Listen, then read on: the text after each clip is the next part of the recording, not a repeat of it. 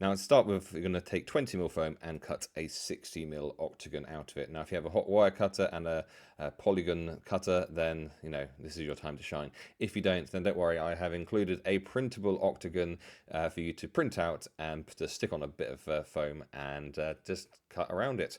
Now, from here, we're going to measure in 10mm from each side, and we're going to draw parallel lines to every single side. And basically what we're doing is we're marking out a 40mm octagon inside of the 61. And this will then be cut out. And once again, you can use a hot wire cut of this, or you can just use a sharp knife. I thought it'd be easiest to do it by setting the gate at 10mm, cutting in through one side, and then every single corner, this is on a nice low heat, every single corner you just rotate and cut to the next corner and rotate, and you rinse and repeat until you get all the way out, and you can just satisfyingly just plonk that bit out like that, and you have your well. Nice and simple.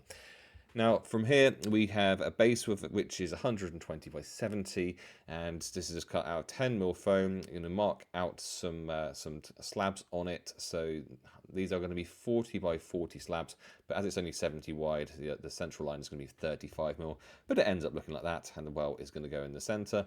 And we're going to draw around the inside of the center of the well, and then we're going to cut that out. And this is just so the well can look like it's got a little bit more depth, because why wouldn't we want to do that? And to add some more detail, we're then taking our classic tin foil here and just lightly rubbing it across the whole thing. And then we're going to add brick detail to the entirety of the well. So as you can see, I'll just kind of rotating the knife around the edge, then carving in the bricks, and then adding more of the stony detail with the tin foil. And then kind of widen this all with the pencil just to kind of get the look completed. So, this is a slightly long-winded process, and I did the inside as well because I'm a completionist, but essentially all you're really doing is just drawing bricks on it and putting the tinfoil on it.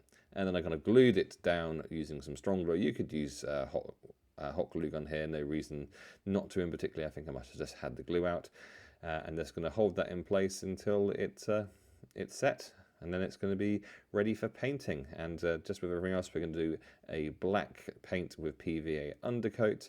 I'm going to hold that in place with something else, and then we're going to sponge the whole thing just like we have with every other piece, and that is finished.